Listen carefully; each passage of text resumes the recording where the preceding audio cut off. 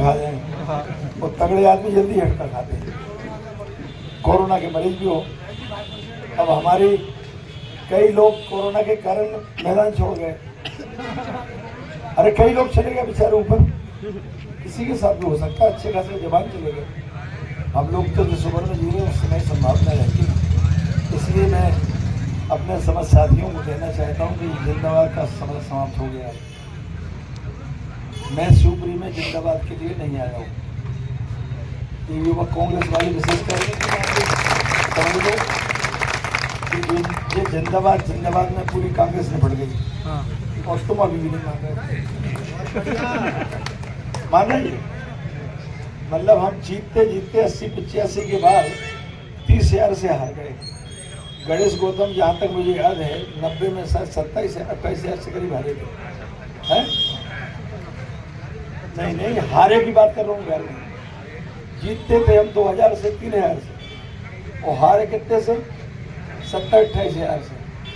उससे भी बुरी हार में हम पहुँच गए पिछला चुनाव, लोकसभा और विधानसभा। इसके बाद भी हम जिंदाबाद से अपना पीछा नहीं छोड़ा पाए। तो मेरी प्रार्थना है, भले ही मेरी बात बुरा लगे, तो ये सब अगर थोड़ा सा परिवर्तन करना चाहते हो और शिवपुरी में, और 30 साल का सूखा जो कांग्रेस के लिए है, 30 साल हो गए और 30,000 हो गए, इस पे थोड़ा सा सोचो। मैं तो बिना सोचे समझे आ गया हूँ। मैं तो सुबह तक मजाक मजाक बातें हो रही कि शिवपुरी से लोग ठीक, अब बाय बाय में आके ये नहीं सोचा कि वहाँ 30 साल से जीत रहे थे और जहाँ जा रहे हैं वहाँ 30 साल से हार रहे। कोई भी आदमी कुआं में कूदने के पहले ये देखता है इसमें पानी है कि नहीं, और जो आदमी बिना सोचे समझे कूदता है उसका भगवान ही मालिक दिखता होगा। तो मैं तो बातों बातों में शिवपुरी पहुँच गया और उस जगह को छोड़ दिया, मतलब छोड़ना पड़ा जहाँ 30 साल लोगों ने साथ दिया और हर लहर में दिया। और मोदी जी की लहर में भी पिछोड़े यकीन लोकसभा में जीते, बाकी सब जगह हार गए। तो उन लोगों का मैं तो कर्जदार हूँ जब तक मेरा जीवन है, उनको तो छोड़ना संभव नहीं, लेकिन चुनाव में मजबूरी। आज पार्टी ने आदेश किया, यहाँ चुनाव लड़ रहे हैं, लेकिन यहाँ के हालात बदले तो मेरे आने का मतलब है।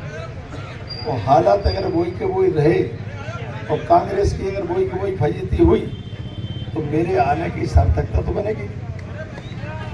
इसलिए मैं जितने भी हमारे समर्थक यहाँ मौजूद हैं वो कभी खत्म नहीं हुआ।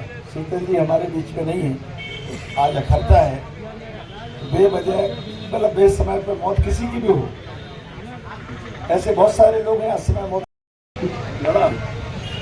तो शीतल जी हमारे बहुत मित्र तो थे ही, लेकिन उस चुनाव में उनका जितना सार्थकता हमारे लिए बन सकती तो उन्होंने हमारे लिए किया।